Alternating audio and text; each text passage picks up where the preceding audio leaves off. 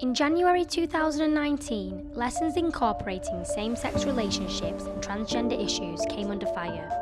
A number of angry parents protested outside of primary schools across the UK. Months later, and the protests are still happening, the issue of LGBT education has now become a nationwide debate, separating communities, friends, and even family. Rethink Education are going to take a look into what is actually being taught and explore if there is a need for equality and diversity teachings in the UK. I'm Bryony Wilshaw and this is Teaching Tolerance and LGBT Education. The protests began earlier this year at Parkfield Primary School in Birmingham. The school had been teaching the No Outsiders programme created by its deputy head Andrew Moffat. The aim of No Outsiders is to teach children about the Equality Act 2010. However, some parents do not agree with their children learning about same-sex families and relationships. I spoke to Andrew Moffat to get a better understanding of this project. No Outsiders prepares children for life in modern Britain. So it talks to children about how in the UK today we're all different, and that's what makes the UK a great place to be. You have different skin, different religion, different culture, different sex. Also, you can be gay or lesbian, you have disabilities, and that's great. It teaches children not to fight the difference. It teaches children that we should be aware of differences, but also not be frightened of them and be okay with them. So I'm here with one of the books that is featured on the No Outsiders syllabus. This book is called When Tango Makes Three. It's by Justin Richardson and Peter Parnell.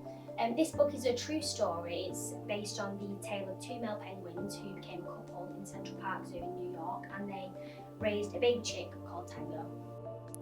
The book is an intelligent way to introduce primary school age children into the subject of same-sex relationships, and it helps to normalise the conversation and attitudes surrounding LGBT issues. Books like this got me thinking about how far we've come from the days of Section 28. 31 years ago, Margaret Thatcher's Tory government introduced Section 28. The legislation banned the promotion of homosexuality by local authorities and British schools. This meant councils and school libraries were forbidden to stock materials featuring LGBT issues. Children who need to be taught to respect traditional moral values are being taught that they have an inalienable right to be gay.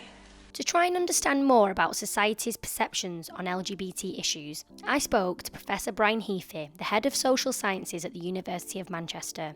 I asked him what has changed in society to lead us up to this point, and wondered, could learning about same-sex relationships help make Britain a more accepting society? In terms of change, I think the way in which the family generally and relationships have changed, it makes sense to see them in a very diverse way. So we look at single parent families, we look at divorced families, we look at families or couples who live together, couples who are married but live apart.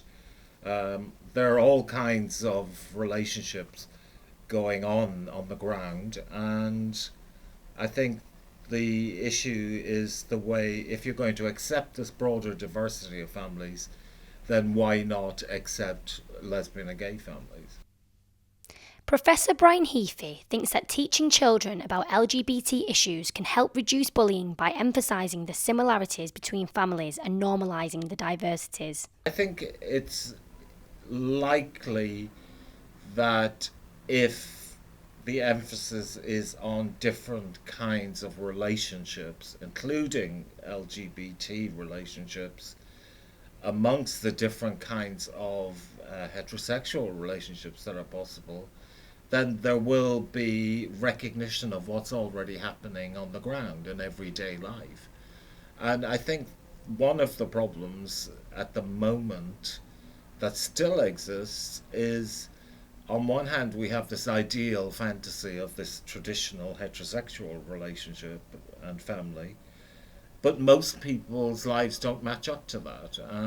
So, when you look at the diversity of families, be they, African, Caribbean, Irish, divorced, single, so on and so forth, and then lesbian and gay as an aspect of that, then, I think we can learn that we're all kind of sharing a kind of very, different kind of family life in everyday life. It's not like, in some ways there are more similarities because we're all experimenting and trying to make sense of how the world is changing and how we're living our lives.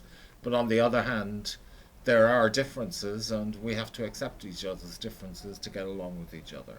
I mean, that's probably a possibility. But, the ideology of the family is still very strong, and the kind of fantasy has a very strong pull on people. After talking with Professor Heafy, I went to meet a family who don't exactly fit into the traditional norms of society. Kyle Morris, his ex-partner Alex and her current partner Jade all work together to raise their 2 children, Noah and Jonah. Noah has started to show signs that he doesn't want to conform to his stereotypical birth gender. So I've got me and Jade together, Dad. They see at weekends, but with us in the week, but still massively involved. Yeah. And you too, of course. And me and Kyle, best friends. Yeah. They go out for drinks all the time and leave me, yeah. It's a good setup. It is. So weird, but it works. At only 5 years old, Noah's parents feel that he is showing the early signs of transgender behaviour. When Noah got a little bit older and was dressing more the way he wanted to, it suddenly became open to everybody then, so everyone was aware. Stopped having parents talking to us at the school playground, Staring. lots of staring, sort of left on our own really, pick-ups, aren't they, Yeah. just to throw 2 mums in the mix as well.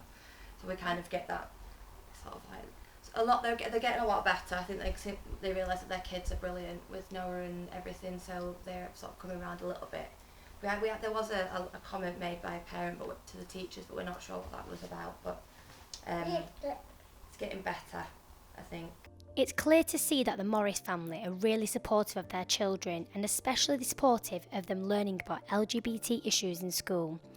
I decided to speak to gay Muslim activist Kakan Qureshi, who is the founder of Finding a Voice, Birmingham's first voluntary-led, independent, multi-faith South Asians LGBT support group.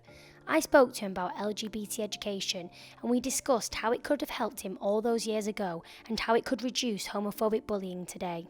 So if LGBT plus education was available in your school days, how do you think it could have changed things for you from a young age?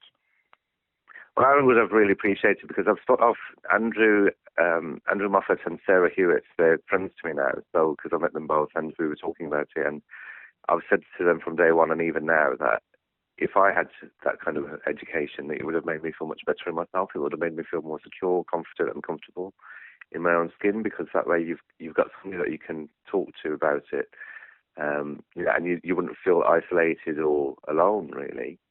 So to me, it would have given me comfort and reassurances. Do you think that this sort of education can help prevent and tackle homophobic and transphobic bullying? Most definitely, because to me, I just think it's a way to, if we can educate people on different forms of diversity within the community, the whole idea was to reduce that bullying and prejudices. That was the whole point of No Outsiders, so that people didn't feel different. But the very people who are protesting are claiming that they have been made outsiders now. And no matter what we're trying to say in terms of trying to reason and share understanding, they keep coming back to say that we're the ones who are intolerant and we're Islamophobic towards them. So it's almost become a double-edged sword or a catch-22, because we're trying to reason with them to say, we're not teaching gay because you can't teach gay. Next, I spoke to Christine Burns, a British political and trans activist, best known for her work with Press for Change. Christine Burns is a key figure in trans history. She was one of Press for Change's principal negotiators with ministers and civil servants during the drafting and debating of the Gender Recognition Bill. I asked Christine how she felt growing up in a trans era that didn't support her. There's no changing the fact that I grew up in a particular context where if I read about people like me at all in the Sunday papers, it was that we were freaks and we were a bad thing and we were going to end badly. So, that's scary, particularly when you know it's a secret you can't talk to anybody about. From 2020, new legislation will be put in place, making it compulsory for primary schools to teach children about same-sex and LGBT families. Christine thinks this will impact society in a positive way, even more so than it already has since the days when she was a child. For the other kids in the class, you know, maybe the 90 to 95% of the class who are going to grow up straight and cisgendered, I think to have that knowledge taught to them actually helps them in terms of being able to resist what otherwise happens by osmosis. We all grow up and we absorb all the prejudices of the world, and sometimes we make them ours, and sometimes we because of our experiences we learn to reject them. But for the majority of kids, there's the risk that they will simply repeat the sins of their parents. So they grow up. I remember listening to my parents reacting to what they saw on the television or what they read in the Sunday papers. That, in my case, I think my experience taught me already to think, I think they're wrong. But for other kids, there is nothing to stop that. So I think that general training of saying, all kinds of families, irrespective of the colour of the parents or their sex or the permutation of sexes or whatever, those are all valid. And that as I go through life at school, if I behave in a way that tries to suggest they're not, then people will grab me by the shoulder and say, stop that. So I think that's going to have a really big effect. Because already I think a good more than a half of society grows up in this generation thinking in an open-minded kind of way of accepting difference. I think that's a big difference between these upcoming, your generation and the upcoming generation and the majority of my generation. But I think we can actually cement that further by teaching it explicitly in school. That because I think one of the things people complain against the idea of teaching LGBT equality in school. They go on immediately as if they're giving instruction in how to have sex or have sex changes. That's not it. As I've explained to some of my neighbours, no, we're just saying that that family is just okay, and that family is okay, and that friend of yours is okay too. What's wrong with that? For the final part of my journey into LGBT education, I wanted to ask members of the public what they thought about it. I headed into the city centre of Manchester to find out what people had to say on this issue. Well, I think things have moved on an awful lot since I was at school, which is over 50 years ago. And in those days, it was okay to be rude, to be unpleasant, to be totally sort of prejudiced about those issues. These days it isn't, and I think the sooner that the children start to learn a little bit about it, the better. I have no issue with it at all. I know many families that have two mums, so it's just kind of. And one of them actually, they had to move the kids from the school because there's a lot of bullying in school for having two mums, and one of the mums was actually a lunchtime assistant as well, so they had to move schools. So I don't think it'd be an issue. Just stop bullying. Yeah, it just encourage acceptance, and that's what it's all about. So yeah.